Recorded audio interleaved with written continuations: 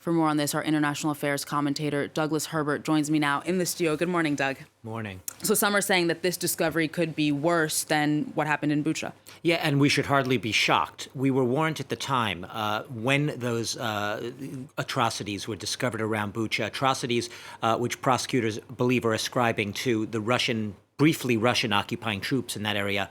They said there's going to be more of this to come, grimly a lot more of this to come. Bucha may be just the tip of the iceberg in terms of the types of atrocities we're going to find. And what did we find around Bucha? Hundreds of bodies in mass graves, some of them shot in the back of the head, others the victims of shelling. Often the bodies were mutilated. They were burned, hands tied behind the back. Like I said, atrocities. And it's what rattled the world and woke them up to the magnitude of exactly what was going on in Ukraine.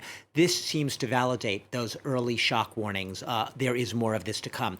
One regional police official in the Kharkiv region, where Izium is basically said this is one of the biggest mass grave sites that they've discovered in a single liberated city. As you said, it's at least 440 bodies have been discovered in a forested area that was dotted with these very crudely made wooden crosses. The wooden crosses bore numbers on them, numbers presumably for, people buried in those graves to identify. Now, yes, there were some actual prisoners of war, presumably Ukrainian soldiers, but the vast majority of these graves were of civilians. At least this is what the Ukrainian authorities are saying right now.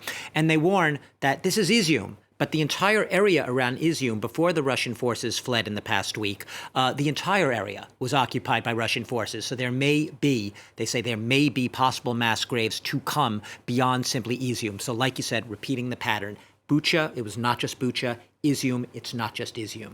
And Doug, do you think that the international outrage that we're sure to see over the coming hours and days is going to help the process of holding somebody or Russia accountable? Well, the outrage has been there since Bucha. I said it woke the world up. And there are now over 20,000 war crimes investigations. That is investigations by many diverse groups, both Ukrainian prosecuting teams, the UN, the International Criminal Court, dozens of countries. I believe it was up to 45 countries have now signed on to a sort of collaborative effort to pool their resources to investigate. The problem, as all of them acknowledge, is there's no real jurisdiction. Neither Russia nor Ukraine are actually members of the ICC, although Ukraine is absolutely willing. Bring in the ICC, bring in their prosecutors, let them do the work, the forensic work they need to do.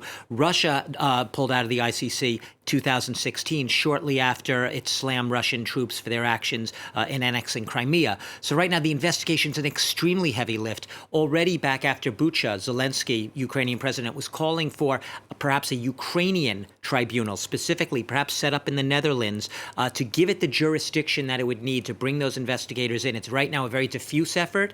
A lot of people working, sometimes at counter purposes, to investigate what are building by the day, by the week. Some people say up to 200 to 300 alleged war crimes. And I'll just end with this. Yes, there have been cases of Ukrainian soldiers mistreating Russians and Russian prisoners. However, the vast majority of these crimes documented, of alleged atrocities documented by international bodies, are being blamed on Russian occupying troops. So it's false equivalency to say there are crimes on both sides. This is massively a Russian phenomenon by Russian soldiers. And certainly, unfortunately, not the last of it that we'll see. Douglas Herbert, we'll see if this will motivate the international community. Thank you very much.